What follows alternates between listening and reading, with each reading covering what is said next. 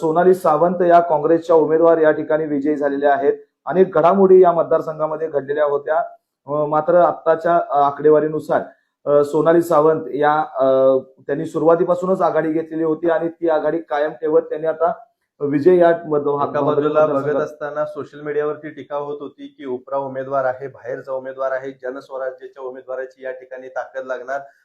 सोनाली सावंत यांची त्या ठिकाणी ताकद पुरणार नाही.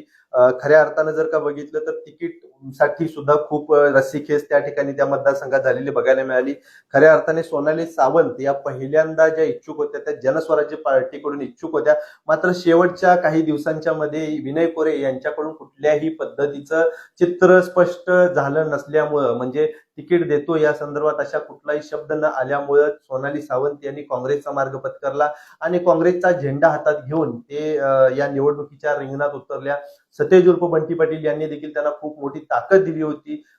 त्यांच्या प्रचारासाठी सभा घेण्यात आल्या होत्या. प्रचार रॅलीमध्ये ते स्वतः सहभागी झाले होते आणि हा उमेदवार कामाचा आहे, सोनालीताई कामाच्या आहेत अशा पद्धतीचं मत देखील सतेज पाटील यांनी व्यक्त केलं होतं.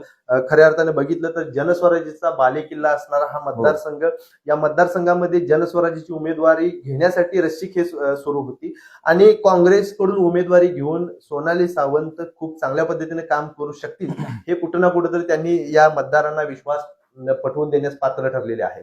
नक्कीच.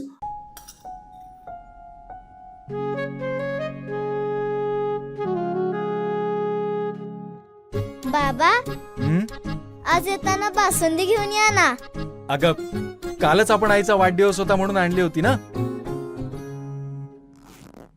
ऐकलं, गोकुळची बासुंदी पुन्हा खावीशी वाटतेय.